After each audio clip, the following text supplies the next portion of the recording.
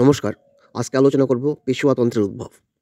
মুঘল সাম্রাজ্যের পতনের পর ভারতের বিভিন্ন স্থানে যে সকল আঞ্চলিক শক্তির উদ্ভব ঘটেছিল তাদের মধ্যে মারাঠারা ছিল সর্বাপেক্ষা উল্লেখযোগ্য। শিবাজির মৃত্যুর পর মারাঠার শক্তি সাময়িকভাবে দুর্বল হয়ে পড়লেও অষ্টাদশ শতকের প্রথমার্ধে পরপর কয়েকজন প্রতিভাশালী পেশোয়ার নেতৃত্বে মারাঠারা পুনরায় শক্তিশালী হয়ে ওঠে এবং ভারতের এক বিস্তীর্ণ এলাকায় সাম্রাজ্য স্থাপন করে মুঘল সাম্রাজ্যের যোগ্য উত্তরাধিকারী হিসাবে নিজেদের দাবি প্রতিষ্ঠিত করে। মারাঠাদের এই চমকপ্রদ অগ্রগতি অবশ্য প্রচণ্ড ধাক্কা খায় ১৭৬১ সালের তৃতীয় পানিপথের যুদ্ধের পর। ১৭০৭ থেকে ১৭৬১ পর্যন্ত মারাঠাদের উত্তরাত্তর ক্ষমতা বৃদ্ধি ও রাজনৈতিক প্রাধান্য বিস্তৃতি সম্ভব হয়েছিল পেশওয়াদের অসাধারণ নেতৃত্ব চারিত্রিক দৃঢ়তার জন্য। অষ্টাদশ শতকে ছত্রপতি ক্রমশ ক্ষমতাহীন হয়ে তার গুরুত্ব হারিয়ে ফেলেন এবং পেশওয়ারা মারাঠাদের সকল ক্ষমতা ও শক্তির অধিকারী হন। অবশ্য আইনত পেশওয়া ছিলেন ছত্রপতি মহারাজার অধীন ও অনুগত এবং তার সমস্ত ক্ষমতার উৎস ছিলেন ছত্রপতি। পেশোয়ারা নিয়োগপত্র সংগ্রহ করতেন ছত্রপতির কাছ থেকেই। পেশোয়ারা ছত্রপতির উপযুক্ত সম্মান ও মর্যাদা দান করতে কার্পণ্য করতেন না। কিন্তু আইনত যাই হোক, কার্যত পেশোয়ারাই সমস্ত ক্ষমতা ভোগ করতেন। পেশোয়াদের সঙ্গে ছত্রপতির সম্পর্ক কেমন ছিল তা ব্যাখ্যা করে সুনীলনাথ সেন বলেছেন, হোলি রোমান সাম্রাজ্যের সম্রাটদের পক্ষে রোম এ অভিষেক যেমন আবশ্যক বলিয়া বিবেচিত হইত, পেশোয়াদিগের পক্ষেও ছত্রপতি মহারাজার সনন্দ সেইরূপ প্রয়োজন বলিয়া পরিগণিত হইত। তফাতের মধ্যে এই যে মাঝে মধ্যে রোমের পোপ কোনো সম্রাটের অভিষেকে আপত্তি করিতেন, আর শিবাজির অযোগ্য বংশধরের সেই শক্তি বা সাহস কিছুই ছিল না।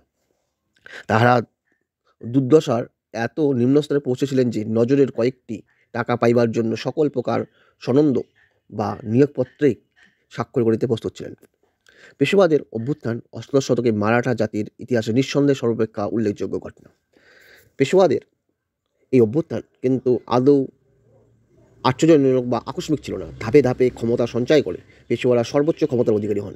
পেশোয়া বালাজি বিশ্বনাথ ছিলেন পেশোয়াতন্ত্রের প্রতিষ্ঠাতা এবং তারপর থেকে ধারাবাহিকভাবে তার বংশধরেরাই পেশোয়া পদ অলঙ্কৃত করেন।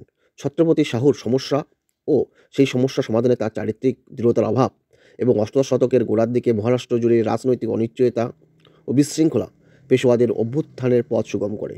১৭০৭ সালে ঔরঙ্গজেবের মৃত্যুর পর শম্ভুজির পুত্র শাহুজিকে মুক্তি দেওয়া হয়।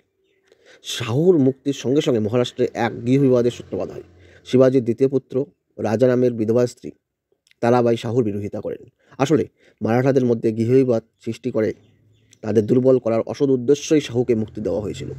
যাই হোক, শেষ পর্যন্ত খেদের যুদ্ধ, যেটা ১৭০৭ খ্রিস্টাব্দে তারাবাইয়ের স্বপ্ন বিফল করে শাহু বিজয় গৌরবে সাতরা অধিকার করেন এবং ছত্রপতির পথ অলঙ্কৃত করেন।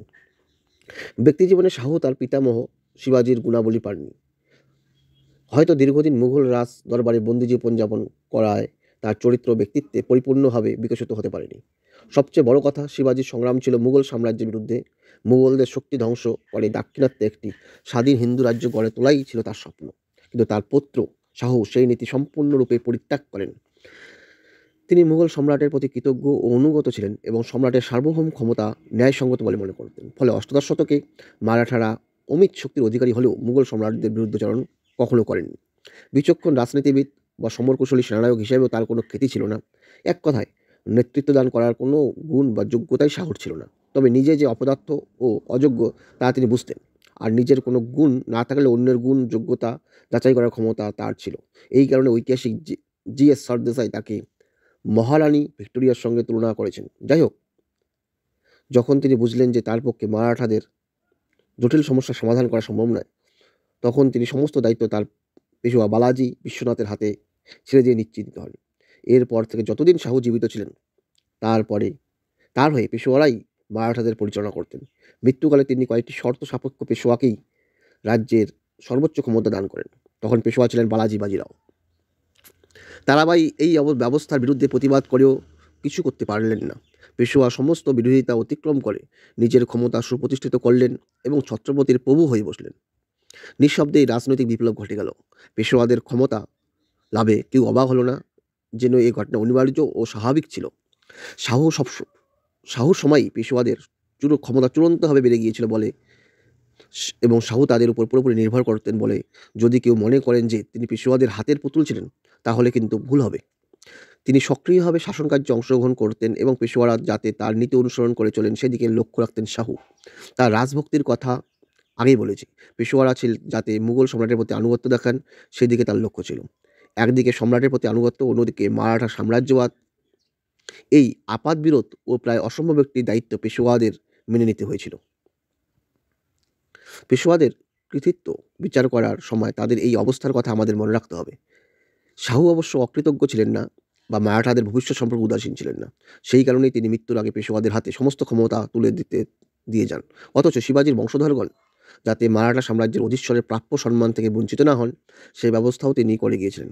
ছত্রপতির সঙ্গে পেশোয়াদের সম্পর্কে ঐতিহাসিক সুরেন্দ্রনাথ সেন জাপানের মিকাডোর সঙ্গে ছত্রপতির এবং শোগুনের সঙ্গে পেশোয়ার তুলনা করেছেন।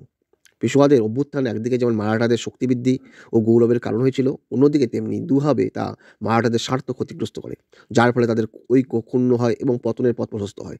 প্রথমত শিবাজি তার কনিষ্ঠ পুত্র রাজারামও বুঝেছিলেন যে মারাঠাদের ঐক্য ও প্রাধান্য বজায় রাখতে হলে জাগিরদারি প্রথা যতদূর সম্ভব তুলে দিতে হবে, কারণ মারাঠা জাগিরদারেরা দেশের স্বার্থের চেয়ে ব্যক্তি স্বার্থকে বড় করে দেখত।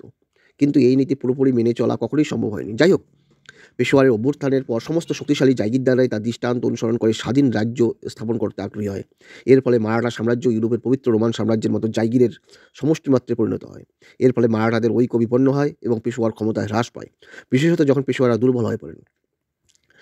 অষ্টাদশ শতকের শেষ দিকে এবং ঊনবিংশ শতকের গোড়ায় এই পরিস্থিতির উদ্ভব হয়। দ্বিতীয়ত, পেশোয়াদের অভ্যুত্থানের ফলে অভিজাত সম্প্রদায়ের মধ্যে দুটি শ্রেণীর উদ্ভব হয়।